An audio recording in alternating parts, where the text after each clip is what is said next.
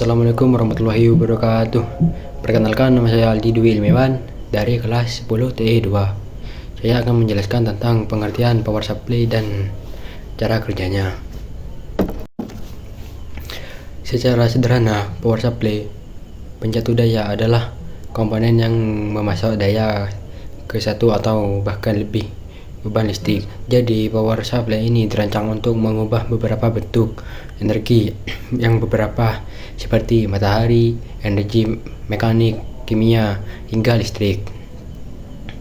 Pada perangkat komputer dan elektronik lainnya, power supply merupakan komponen penting. Apabila tidak ada power supply, perangkat yang digunakan tidak bisa berfungsi dengan semestinya. Untuk mengakses power supply ini, kamu bisa melihat kabel yang digunakan untuk mentransfer energi ke perangkat tersebut.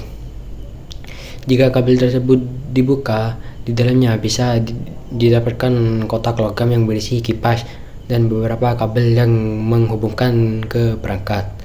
Dalam penerapannya pun, power supply bagi komputer terbagi menjadi beberapa jenis, diantaranya power supply AT, power supply ATX, dan power supply BTX.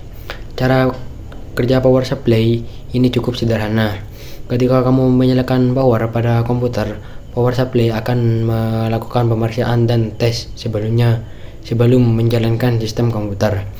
Apabila tes berjalan dengan baik, power supply akan mengirim sinyal ke mainboard sebagai pertanda bahwa sistem komputer siap untuk beroperasi.